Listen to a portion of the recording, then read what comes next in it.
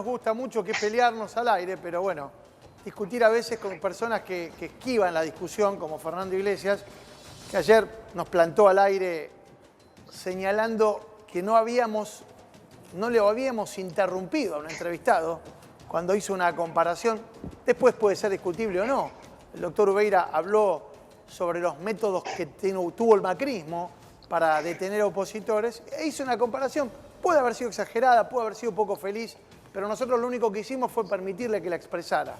Bueno, ahí lo tenemos a Fernando Iglesias. No, ni siquiera te pido una referencia porque no creo que la quieras hacer, aunque si tenés ganas podemos arrancar la nota con eso. Vi un pedacito de eso que estabas comentando vos. Primero que a Gallego Ubeira le tengo un enorme respeto intelectual, profesional y personal. Y un gran cariño personal. Y un tipo muy formado y que no habla estupideces. Todo lo contrario de lo que pienso de Iglesias. Con lo cual, en este caso, ese análisis que hacía Gallego tiene mucho que ver con lo que sucedió. No darse cuenta que en nuestra Argentina estos tipos inventaron un esquema para lastimar a los otros, llámese oposición interna, llámese iglesia, llámese empresarios, llámese lo que sea. Lo inventaron cuadernos, inventaron cosas para meter preso a un montón de gente que te hicieron daño. Entonces, eso sucedía en la dictadura, no sucedía en otro momento. Y en la dictadura el que estaba a cargo del Poder Ejecutivo era un tarado, pero ser tarado hijo de puta no es incompatible, que era Videla en ese caso. Entonces, hay un libro de María Seoane, que se llama El dictador, Sí, página claro. 164, si yo no me equivoco, donde María cuenta un momento en donde Lanuse lo va a ver al colegio militar. Y cuando se está retirando, cosa que no sé por qué, alguna vez le voy a preguntar a alguno de los militares, yo no soy un antimilitar, soy un respetuosísimo admirador del honorable ejército salmantiniano, por qué cuando una máquina está empezando a tomar vuelo se cuadra. Bueno, la cuestión que Lanuse sube al helicóptero con un periodista, y Maldonado me parece que se llamaba, y cuando está empezando a despegar, se cuadra Videla y el helicóptero se estaba yendo y Videla se ha cuadrado y dice, mira si no será pelotudo, sigue todavía saludando. Expresiones que dice María, huelga María en el dictador. Bueno, Sí, eso sí. es lo que vimos nosotros, esos tipos que eran tan salames como para gestos de esas características nimios, sin mucha mayor importancia que lo que cuento, eran los que hacían tanto daño estirando gente de los aviones o haciendo desaparecer, como él mismo acuñó de su propia inventiva, esa expresión que tanto daño también nos hizo. Sí, está claro que hay mucha gente a la cual evidentemente el debate democrático lo desalienta y prefieren estas expresiones solitarias que pueden obtener a través de sus menciones en el Twitter. Vos sabés que hubo otro episodio sobre el que me gustaría, antes de hablar un poco de los temas de fondo, pedirte una opinión, que tuvo como protagonista, involuntario, absolutamente involuntario, el jefe de gabinete, Santiago Cafiero, a partir de lo que significó una publicación que muchos entendimos como agresiva, de una fotografía en la que se lo ve a Santiago junto a sus dos pequeños hijos. Y la publicación, ahora la vamos a ver a pantalla completa, si la podés poner acá, así la podemos ver. Alejandro Fargosi, uno de los integrantes del Consejo de la Magistratura, dice, ¿qué era esto, señor Santi Cafiero? Y entonces pone dos imágenes, una en donde aparece Cafiero haciendo una declaración del día de ayer, es inadmisible utilizar el dolor del crimen para sacar ventajas políticas, y el otro de una marcha junto a sus hijos y su familia pidiendo por la aparición con vida de Santiago Maldonado. Esto generó que Santiago, la verdad nunca lo conozco a Santiago, nunca lo vi reaccionar de esta forma. Directamente en Twitter dijo, eso es violar la intimidad de mis hijos, idiota. Y hay una presentación de un abogado hablando sobre lo que se puede entender como un delito de intimidación pública. Lo tenemos, a ver, lo tenemos por aquí, ¿no? Acá lo tenés. El posteo y la afirmación del señor Fargosi traslucen una actitud irreverente y el desprecio frente a la ley, así como un descrédito respecto a los derechos y a la dignidad de los niños e intimidad del señor jefe de gabinete, licenciado Santiago Cafiero. ¿Qué opinión te merece esto? Yo lo contesté por Twitter eso. Lo de Fargosi no se puede esperar una cosa. Un tipo de la extrema derecha que piense de esa manera no es nada de llamativo. Yo hice una explicación muy gráfica. Primero, que el Código Civil y Comercial de los argentinos tiene con toda claridad la protección de la persona y fundamentalmente de los menores. no tendría por qué haberlo metido, y mucho menos cuando son los hijos de un funcionario. Que se haga cargo él de discutirlo con Santiago Cafiero de la forma que tenga que ser. Lo que sucede en este caso es mucho más profundo todavía, porque cuando Santiago hace eso, no era jefe de gabinete de ministros. Hoy, siendo jefe de gabinete, tiene una responsabilidad, y a lo mejor la responsabilidad de ser el que se deje interpelar de determinada manera, pero no metas a los hijos, vuelvo a la misma situación. Y en ese caso, bueno, la discusión se lleva a un lugar de barro, de porquería, que no tiene ninguna cosa que ver. Las discusiones son dos distintas. En este caso estamos hablando de lo de Fabián Gutiérrez, una porquería que la derecha quiso aprovechar, y el accionar muy rápido de las fuerzas de seguridad de Santa Cruz hizo que se pudieran detener a los responsables. Desgraciadamente Fabián ya está fallecido, era un compañero nuestro, yo esas cosas no las olvido nunca.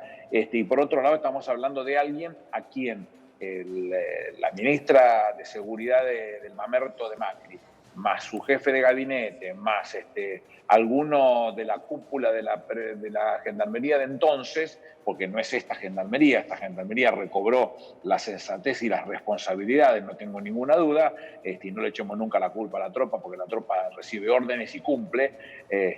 Lo que yo tengo que rescatar en esta cosa es que estamos hablando de dos cosas muy distintas. Sí. Lo de Maldonado es una porquería que alguna vez los argentinos conoceremos, y los verdaderos responsables que paguen por ello. Y lo de Fabián, bueno, creo que ya está encaminada la cosa, sí, y que la derecha se quedó con la gana de hacer de eso una comidilla, ¿no? Ya que lo mencionás, y antes de darle pie a mis compañeros para que también se sumen a la entrevista, ya que mencionás a lo de Fabián, me parece importante hacer un señalamiento respecto de algo que ayer mostrábamos y del que también hicimos partícipe a una persona que contó aquí, que Fabián se había expresado en varias oportunidades, incluso de manera pública, asegurando que él había sido víctima de una extorsión y que incluso lo habían intimidado con la posibilidad de hacerle daño a su familia directamente. A su hermana y a su mamá. Si él no hacía lo que finalmente terminó haciendo, que es considerarse un imputado colaborador en la causa de Cuadernos. En algún momento Pero él no fue arrepentido, en ningún momento tuvo esa condición. Y además un dato que es importante que se conozca. Cuando uno participa en esa condición, digamos que tiene facultad para producir prueba incriminatoria, como sería en este caso, contra Cristina, contra la persona Cristina, mientras esté en la etapa de instrucción. Pero la etapa de instrucción de este juicio está cerrada hace mucho y elevada a juicio oral y público. No había nada que pudiera hacerlo, con lo cual, ¿qué sentido tenía o qué móvil podía haber para hacerle un daño físico a Fabián? Sin embargo, estos impresentables de Patricia Bullrich y del mamerto de Macri y el otro cuasi mamerto de Cornejo, nos mostraron lo peor de la baja política, que es anteprender sacar de un chico joven muerto esta ventaja, o teórica ventaja, o ventajería, llámala como se te antoje. La realidad es que las cosas están a la vista, se exhibieron como son, y lo peor que más me molesta de Cornejo en este caso es que es el presidente de un partido centenario, ¿no? Porque plagado de hombres grandes, y donde acaba de cumplirse los 124 años del suicidio de Leandro Alem, que pregonaba a viva voz que se rompiera pero que no se doblara, y estos tipos son especialistas en doblarse tantas veces como sea necesario. Aníbal, quería preguntarle sintéticamente, no sé cuándo empezó, pero hoy más que nunca, y el agravante que es en pandemia, ¿vale todo? No, nunca vale todo.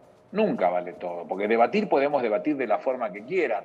Esta discusión que teóricamente ha sucedido ayer, porque no la conozco a fondo, entre Gallego Beira e Iglesias, que se zanje con una discusión, nada más, que los dos expongan lo suyo, y en el peor de los casos, que no se pueda llegar a una conclusión, esa conclusión la sacarán los que están viéndolo por televisión, de la mejor manera que se pueda. Hay formas que se pueden discutir y sostener. Lo de que se parece la actitud de Macri con Videla lo sostengo a morir, porque lo que han hecho es propio de la dictadura, es la vieja costumbre de la derecha, porque no nos olvidemos que esa dictadura que pareciera que encabezaba Videla no era otra cosa que una dictadura cívico-militar, donde muchísimos empresarios hacían su agosto con este tipo de ventajas, entre ellos el pariente del propio expresidente, con lo cual nadie se olvida de esas situaciones, con lo cual yo no tengo duda de que se parecían demasiado. Aníbal, buenas noches. Hablamos un poquito de política, ¿le parece? ¿Cómo no? Le pregunto porque a partir de algunos episodios que están ocurriendo en los últimos tiempos, parece que el gobierno, más que un gobierno de científicos, fuera un gobierno de arqueros, que se la pasa atajando penales y que cada episodio que ocurre tiene una amplificación que lo obliga a defenderse. Pasó con Vicentín, pasó ahora con el tema de la muerte de Fabián, pasó con un montón de episodios que estaban llamados a tener un cauce determinado y que sin embargo tienen una amplificación, la marcha de los anticuarentena, tiene una amplificación mucho más grande que obliga al gobierno a salir a defenderse de los pelotazos. ¿Falta política en el gobierno? Yo no sé si falta política, falta reacción, que hoy por suerte la he visto en varios casos. Tanto con el caso de Santiago, recién la vi a Cecilia Todesca en otros canales explicando, o a la mañana la vi a Mercedes Marco del Pon explicando la nueva moratoria que están pergeneando y que han presentado ante el Congreso y que, bueno, como sabrán ustedes, el único que tiene atribuciones, artículo 52 de la Constitución para generar nuevos tributos es la Cámara de Diputados de la Nación y por eso comienza el proceso de esta discusión, pero que tiene que ver con la pospandemia, vayamos generando las condiciones para que todos puedan ir ordenándose y preparándose para defenderse de la mejor manera. Bueno, creo que esa cosa es positiva. Si yo reclamaba reacción, yo no soy un conspirador, jamás jugaría contra mi gobierno. Si lo que está haciendo no está sucediendo, me corro y me voy. Pero no salir a hacer críticas que no correspondan. Sí hago críticas de la política, porque soy un hombre de la política y un cuadro del peronismo que me dediqué toda la vida a defender al peronismo y no pienso bajar los brazos, discutiendo cuando no hay reacción. Dijo, apareció cachivache de Cornejo diciendo semejante cosa y después con ese documento que no me importa quién lo escribió. Me molesta hasta que lo presenten al que lo escribió. ¿Qué me importa? Si el tipo es un tonto, yo me tengo que hacer cargo y firmar lo que hacen los tontos. Están todos locos, los responsables son los que firmaron. Esto es lo malo. Entonces la discusión que se tiene que dar en este caso era eso y creo que se reaccionó tarde. Y más me molesta cuando uno tiene la obligación de discutir lo que es el peronismo todo, y en este caso el peronismo y el Frente de Todos, porque forma parte de un montón de gente claro, que no estaba formando parte del peronismo y que yo aprendí a ser frentista con Juan Perón, con lo cual esas cosas las defiendo a muerte, y te insisto, Massa, Malena, sí, sí, Donda, Pino, pero todos aquellos que vienen de distintos palos jugando en el Frente de Todos, que lo siento como una discusión propia y que me importa defenderlo porque están haciendo mucho esfuerzo para transformar esta Argentina que nos pertenece a todos. No puede ser que entonces no haya reacción. Tiene que haberla. Y cuando la putean a Cristina, loco, a mí me molesta. Yo no me voy a quedar sentado en mi casa mirando claro, si alguno sale a decir las cosas. Nos molesta a todos. Hagámonos cargo de esas discusiones. Sí. Entonces eso fue lo que yo planteé. Ahora, si tenemos que atajar o no atajar penales, yo atajo todo lo que venga y le pego con las dos piernas. No voy a quedarme quieto con ninguna de las dos porque esto es la discusión del día a día. Uno tiene que estar preparado y embuido de toda una propuesta fuerte, sí, sí, para ser escuchado y que se piense sobre lo que se está diciendo todos los días, ¿no? Aníbal, pero usted, vamos a buscar los términos futboleros de nuevo. Una cosa es atajar penales o aguantar el resultado, como le pasó a Argentina en el 90 en Brasil, y otra cosa es jugar como jugó Argentina en el 86 contra Uruguay, que era un equipo casi lujoso. Y me parece que la discusión pasa por ese lado. Digo, ¿vamos a aguantar el resultado o vamos a hacer un equipo lujoso que va al frente? Esta es la pregunta. No, yo no sé jugar a menos. Yo juego a todo a ganador. Y en este caso, vuelvo a insistir, si me toca atajar penales, atajarlo. Pero acá llega a los momentos donde todos tenemos la responsabilidad de jugar en todos los sectores de la cancha. Sí. Hablaba ayer con el Chapa Retegui y Chapa decía de los nuevos equipos, mostrando los equipos internacionales que están brillando en este momento y los equipos que brillan en este momento tienen esa cualidad. El que juega de marcador de punta juega de central, pero juega de 5 y también juega de volante por derecha o de centro delantero. Sí. Todos tienen ese concepto donde el juego es muy dinámico, donde todos atacan y todos defienden. No existe más ese... Uno a veces puede ver partidos de Pelé y uno lo ve a Pelé que avanza 20, 30 metros con la pelota dominada. Hoy en cualquier equipo de la B, del argentino A, del argentino B, cualquier equipo, el que tiene la pelota, son 3 los que salen a presionarlo para que el tipo tenga que disponer de eso. Y bueno, son 2 cosas distintas. Esto es lo que yo quiero decir. No hay más lugar para otra cosa. Ahora se juega de otra manera y todos... Por eso yo hincho tanto con los ministros y son compañeros míos y la mayoría, y los que no son compañeros del Frente de Todos y quiero participar de ellos de la mejor manera que pueda, son los que tienen la capacidad para poder dar esa discusión. Yo quiero que se dé esa discusión, quiero ayudar a que se dé esa discusión. ¿Me concede una interrupción? Comiéndole los palos. Sí. Digo, antes que me acusen de ser del Aníbal Fernández o la Leandro Santoro, voy al pensamiento crítico. Datos. Hasta esta semana donde el gabinete volvió a la cancha, los que estaban bancando los trapos eran usted y Leandro Santoro. Y usted lo dijo, hace falta defender al presidente. Son datos, no es opinión, ¿no? Hay que pedir la pelota. Es como volvamos al futbolero. Los volantes se esconden atrás de los marcadores de punta contrario. Bueno, hoy con mucha satisfacción vi que un montón se hacían cargo de esa discusión. Claro, loco, pidan ustedes la pelota. El presidente es un tipo que trabaja 24 horas por día, 365 días al año. No es tazo, no puede estar laburando como un perro y a eso sumarle la interpretación o la condición de exégeta de lo que pasa adentro del gabinete, lo que sucede en el mundo que no se interpreta políticamente. No hay lugar para eso. Bueno, hoy se vio, me puso contento. Aníbal, le voy a citar a un coronel que solía decir, un coronel que usted admira, entiendo que lleva sus 2 nombres, que usted admira, que solía decir que la política no se aprende, sino que se comprende. ¿Hay un problema con la comprensión de la política en la Argentina en este momento? No.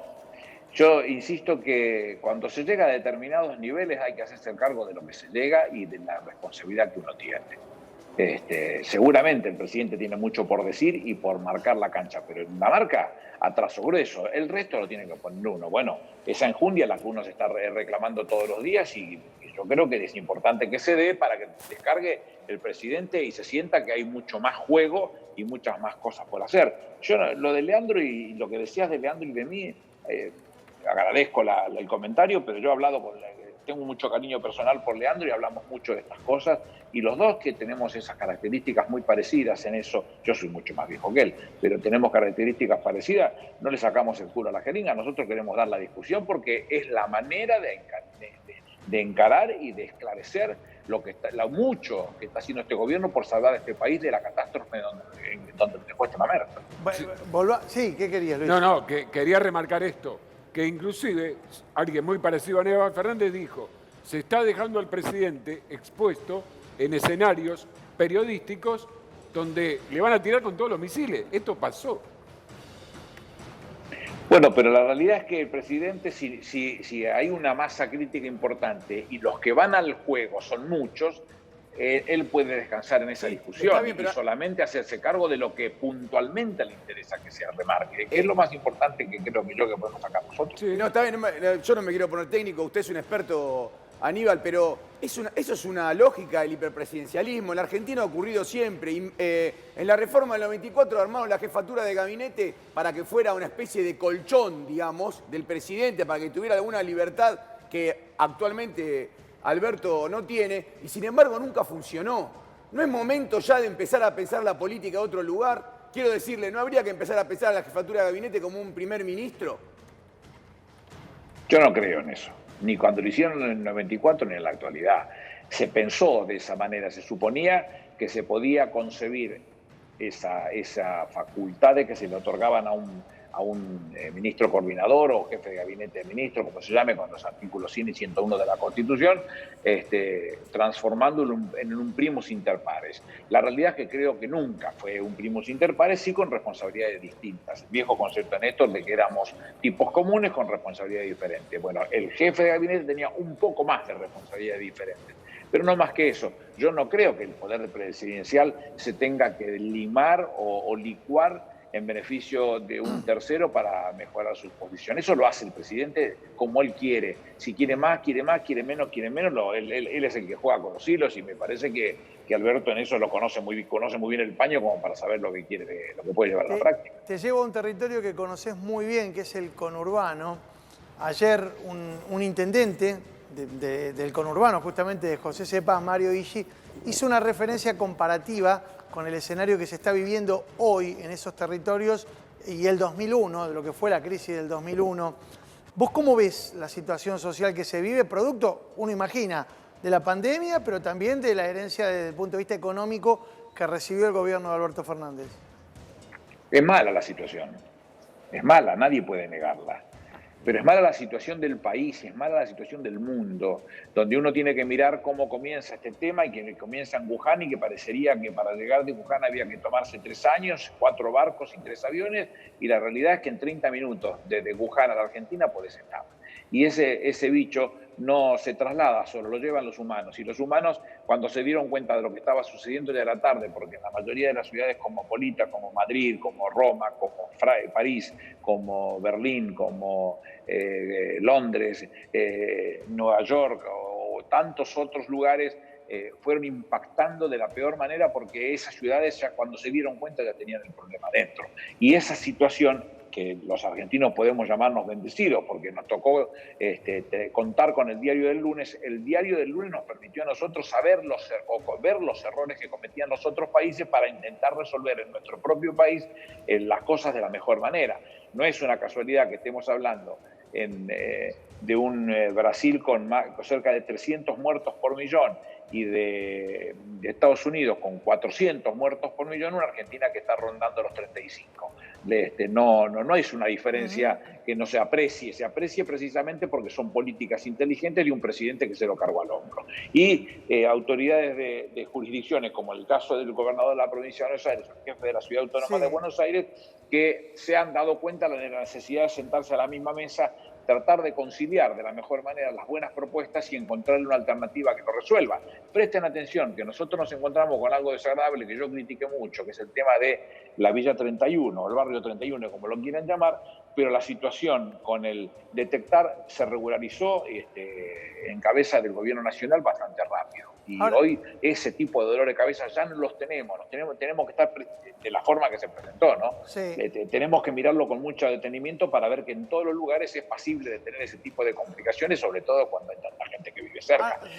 Por eso apostar a este parate de los días de lo que estamos viviendo. Solés ser muy respetuoso y no opinar demasiado de la oposición, en este caso de Cambiemos, pero mencionaste a Horacio Rodríguez Larreta y estamos viendo hoy una división en las miradas que proponen dirigentes como Rodríguez Larreta, como Jorge Macri, como Néstor Grindetti, y la que proponen dirigentes como Patricia Bullrich, como Alfredo Cornejo. ¿Cuál crees que es el espacio más representativo de lo que hoy encarna esa oposición? No es mucho lo que me preocupa a mí eso, Mauro. La realidad es que lo que me preocupa es que las políticas las tiene que llevar a la práctica este presidente y que tenemos un presidente que es un cuadro de excepción que está poniéndole todo lo que puede para ordenar las cosas. Por un lado con la pandemia, que no se puede ir sorteando, las conclusiones hay que sacarlas, no tenemos más elementos. De la misma manera hay que trabajar en el tema de la deuda. Digamos que en eso es las limitaciones típicas de lo que puede hacer el presidente de la Nación con Guzmán, con su ministro, a quien no conozco, con lo cual no estoy hablando bien de un amigo. Saco conclusiones del buen trabajo que están haciendo y que no puede sortearlo de esa manera y el resto de la gestión. Son 3 cosas muy grandes que tienen que estar amalgamadas y trabajadas de la misma manera sin soltar ninguna de esas decisiones para terceros, pero tienen que ser los mismos que participan los que lo hagan. Yo no digo que no trabajan, digo que también que es necesario que se tengan que mostrar, como en el fútbol, muéstrense y pidan la pelota. Esta es la discusión y que vuelvo a insistir, en el día de hoy uno tiene que encontrarse satisfecho por lo que se vio. Aníbal, habló de la deuda, algo que por estas horas estamos sabiendo que está en una situación, si se quiere, de principio de resolución. Sin embargo, hay un fondo de inversión muy grande, el más grande del mundo, quizá BlackRock, que está poniendo bastante piedras en el camino, pero ya negoció con Ecuador y negoció rápido. ¿Quién está atrás de BlackRock? ¿Estados Unidos? No, eso es conocido, a esta altura del partido no hay nadie que no se conozca ni no sepamos cómo son las cosas, pero creo que el ministro ha sido más que gráfico porque muestra que las posibilidades de hacer una modificación ya las hizo. Todas las posibilidades que Argentina puede darse como un cambio, como una presentación de otra característica fueron exhibidas. No hay muchas más posibilidades. Estamos hablando de una quita importante en términos de los intereses, no pierde nadie. Acá el tema es que no van a ganar lo que se supone que tendrían que haber ganado con las ventajas que le daba semejantes tasas de interés. Pero estamos hablando de una tasa de interés de 0,125 inmediata y hay 1,75 a partir de 2028 y la conclusión de los 21 papeles que se están pasan a ser, sacando de circulación. Pasan a ser 12, está bien, pero... El de los 100 años, que es un despropósito que lo hizo Caputo para él sí mismo, porque se terminaron quedando ellos con los mismos papeles. Pero Aníbal, espere, porque usted me está narrando la estructura del canje y está buenísimo que lo haga porque es un conocedor del tema, pero yo le hice una pregunta política. La Argentina, cuando discute con BlackRock, ¿con quién está discutiendo? No está discutiendo nada más que con Larry Fink, que es el director de este gran fondo internacional. ¿Está discutiendo con la administración de Donald Trump? No creo eso. No, y además el Fondo Monetario no se expediría en esos términos, si así fuera. Porque después de los acuerdos de Bretton Woods, una de las razones que el propio Fondo Monetario se impone para participar en el mundo es la de tratar de mantener más o menos las balanzas equilibradas de forma tal de que se pueda comerciar entre todos. No haría lo que está haciendo el fondo en este momento de recomendando el acuerdo de la Argentina como muy bueno. La realidad es que hay otras cosas paralelas a lo que va sucediendo, como por ejemplo la propia pandemia va a generar, es mi apreciación, o alrededor de 40 países que no van a pagar sus deudas, con lo cual lo que está discutiendo la Argentina hoy es casi de privilegio, porque es una oferta sensata, inteligente y que la Argentina puede pagar y que estaría empezando a pagar en el 2022 y con elementos más que suficientes como para sacar ventajas en términos de no caer en default y poder cumplir con todos los compromisos. Bueno, pareciera ser que vamos por ese camino. Yo soy muy optimista respecto de la forma en que el presidente y Guzmán vienen negociando. Una pregunta más te quiero hacer, porque hacía rato que no hablábamos ni escuchábamos hablar de Mauricio Macri, a quien vos ya lo apodaste de una forma muy particular, algunos sostienen que ofensiva, pero recién, cuando estabas hablando, nuestro productor ponía en pantalla, seguramente la tiene, habrá una presentación de Macri en las próximas horas, creo que es mañana, ¿no? A ver, mañana miércoles 8 de julio. Con Vargas Llosa. Claro, la otra mirada de Latinoamérica. Y por supuesto está presente el expresidente Mauricio Macri. ¿Con qué expectativa crees que los argentinos y las argentinas van a mirar la presentación de Macri? Macri no es nadie en la Argentina, nada, no representa absolutamente nada. Cuando Juan Perón volvió a la Argentina sacó 62% de los votos, el 38% no lo votó. Y cuando Cristina tuvo su mejor momento sacó 54% de los votos, el 40% no la votó. ¿Por qué tengo que creer que ese porcentaje va a votar peronistas? Es una posición de otra característica, más de antiperonistas. Yo no soy anti nada en mi vida, no existe el anti en mi vida, pero hay tipos que son así, que piensan, hombres y mujeres que piensan de esa manera y que no van a votar peronismo. Y bueno, esa discusión será de ellos, pero no es de Macri esos votos, son de la derecha, y la derecha, cuando llegue el momento, elegirá un candidato que tenga estatura para poder hacerlo. Ya les quedó demostrado que este señor, que no tiene ningún tipo de estatura, ni cultural, ni política, ni jurídica, ni económica, ni geopolítica, no tiene nada, es un libro sin tapas y sin hojas, no le podemos sacar a eso otro tipo de reacciones y acciones que no sean las que se ven. Nada, no tiene nada. Entonces, ¿qué va a ser de su vida? Es su historia, ¿no? me tiene sin están cuidado. así, Nunca en mi vida pensé por él, voy a pensar ahora. Están así, Aníbal. Digo, cuando la semana pasada se produjeron las detenciones en el marco de la causa por espionaje ilegal y todo parecía que iba a terminar confluyendo más temprano que tarde en el expresidente Mauricio Macri, hubo una suerte de movimiento, básicamente en redes sociales, que decía algo así como: si lo tocan a Macri, vamos a salir a la calle. Y esa reacción parecía responder no ya a una idea de este porcentaje que tradicionalmente vota en contra del peronismo, sino de salir a bancar al propio expresidente. Pero a mí esas cosas me tienen sin cuidado. Yo lo que quiero es que la justicia siga adelante. Yo no tengo duda que Macri está sucio con esto, como estuvo toda la vida. No ha manejado un peso bien habido nunca en su vida. Y esto del manejo de las escuchas o la inteligencia en beneficio personal lo ha hecho toda la vida. No se olviden que él asumió estando procesado por una escucha ilegal. Está bien, yo me refería... En una de las causas, perdón, permitime, sí, claro. En una de las causas estaba radicada en Apóstoles, si yo no me equivoco, en la provincia de Misiones, habían incluido dentro de las escuchas al Negro Ávila, fundador de Torneos y Competencia, fallecido hace muy poco, con ese mismo criterio que utilizaba en este momento la propia Agencia Federal de Inteligencia, el mismo modus operandi. Te inventaban un conflicto, la van a atentar contra Cristina, entonces con eso tenían la cobertura como para poder meter todo lo que querían hacer ellos en términos de escuchas o de cosas por el estilo y sacarle ventaja a esa situación o, como se dice en la jerga de abogados, inventar una incursión de pesca y por ahí en el medio del camino quedarse con algo que le pudiera servir para lastimarme. Está bien, eso está claro en términos jurídicos. Lo que yo hablaba era una reacción política. Cuando usted decía, bueno, y bueno, no si la quieren representa... tener, que la tengan. Yo lo que quiero es que la conclusión sea jurídica, porque si tiene que ver con ese tema, lo tiene que pagar. Yo nunca voy a suscribir a la venganza ni cosas que se parezcan. No tiene que ver conmigo. No quiero de ninguna manera que influir, ni participar, ni ser complaciente con ninguno que practique la venganza, ni con Macri, ni con nadie. Pero si la hiciste y se demuestra, la tenés que pagar. Y esto es lo que está sucediendo en este momento. Todo el mundo está indicando que Magdalani y Arriba son los responsables de hacer ese tipo de trabajos y que esos son los trabajos que le entregaban a esta mujer Martinengo y que ella se encargaba de dárselo en persona o a través del secretario a Macri. Y que Macri era el que finalmente miraba esas cosas junto con Arribas o con quien sea, pero que estas cosas están marcadas y que yo creo que se va a llegar al fondo explicando que ha sido este hombre el responsable de esa situación. Bueno, si así sea, que lo pague, y si lo tiene que pagar y ellos quieren expresarse políticamente, que lo hagan. Cuidado. Aníbal, muchas gracias por este contacto con